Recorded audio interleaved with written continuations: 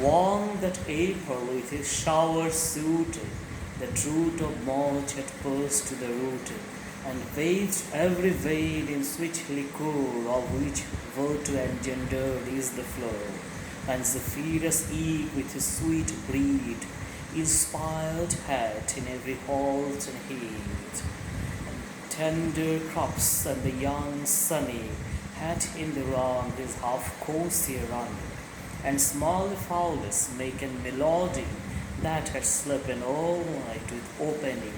So pricketh him nature in her courage, then longing for to go now pilgrimage, and especially from every shire's end of England to Canterbury they went, the holy blissful martyr for to seek that them had opened when they were sick. These are the beginning lines of Chaucer's famous prologue to the Canterbury Tales, with some lines dropped in between. Chaucer can be said to be the first realistic writer or writer of realism in English literature. While there had been streaks of realism in other writings before him, but whether in Beowulf or Deus Lament, or the medieval alliterative romances, there were always more space given to imagination, you may call it fancy, romantic attitude, mostly things related not to the real life but to an imagined life, imagined existence, so, like that. Now that is why Chaucer, it is said that he represents 14th century the best.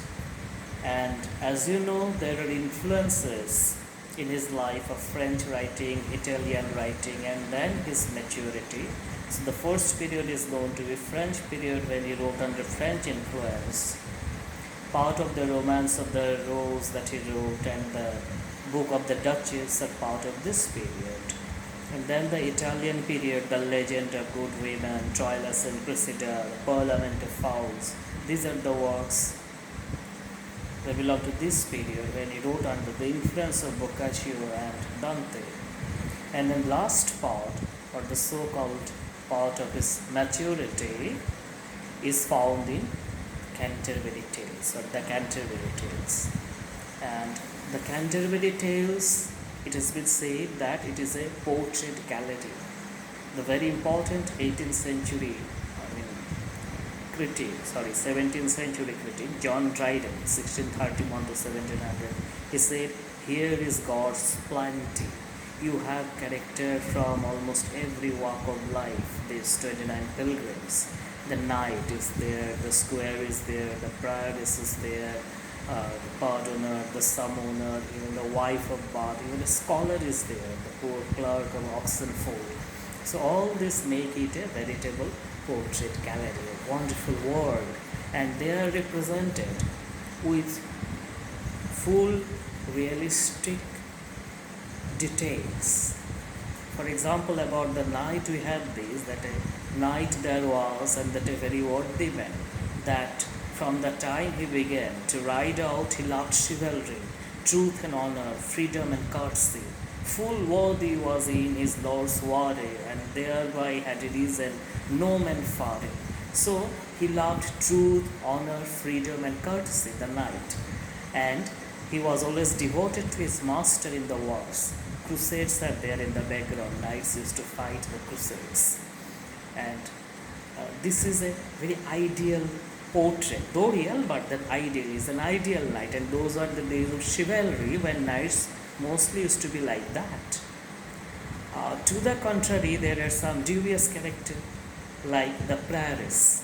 Prioress, a nun dedicated to God, but this prioress, Madame Eglantine, appears to be more a fashionable lady than a religious leader. You can compare with contemporary religious leaders, some of whom are very fashionable. So Even she spoke French, because those days in England it was fashionable to speak French, just as today in India it is more fashionable to speak English. But then Chaucer lashes his victim gently. He says that the French that the prior spoke was exactly not the French of Paris, but it was the French taught in England as per a school in Stratford at Bow. After the school of Stratford at Bowie, for the French of Paris was to her unknowing, like we speak Indian English. Anyway, we have been colonized, but that's a different situation there. But French had a cultural colony in England for quite some time. And then we have this very colorful character, wife of Bath, who is given to all kinds of profanity, and she, it seems, lives life to the fullest. She was an independent woman, had to do with clothes trade, and very interestingly, one of the classic examples of anticlimax we get in Chaucer's description of this wife of Bath. She was a worthy woman all her life, husbands at church door, she had a five. That is, she was a worthy woman all her life. Why? Because she had 5 husbands at church door. That means married. So married husbands 5. And outside church door there is only insinuation, implication. So free woman in a way. Though from Chaucer's point of view we can look at it satirically, but from today's point of view we can celebrate it. Any perspectives change. But then Madame Eglantine and wife of Bath.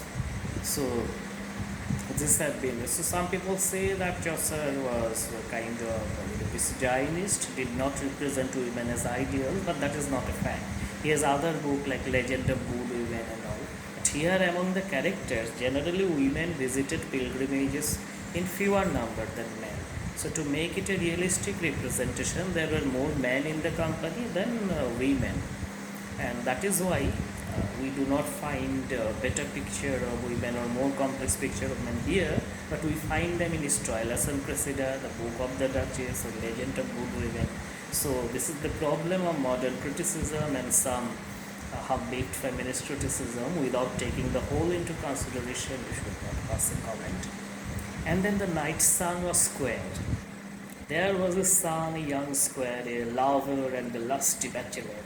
So, like all young men, he used to keep awake all night singing like a nightingale, all that. So, from the few descriptions that we have dealt with just now, I will detail on this further. This is just the beginning. I want to do a complete kind of course on Chaucer, because the prologue to the Canterbury Tales is basically the first text that I was introduced to it when we started reading literature seriously as a major student, professionally, and I think till date it is the main text.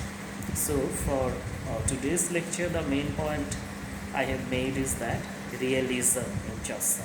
Satire is a part of realism. So he presents life as it is, with its colors, with its, if you like, its square roots, its ideals as well as its shortfalls. So it's a complete package. We'll explore more soon. Thank you.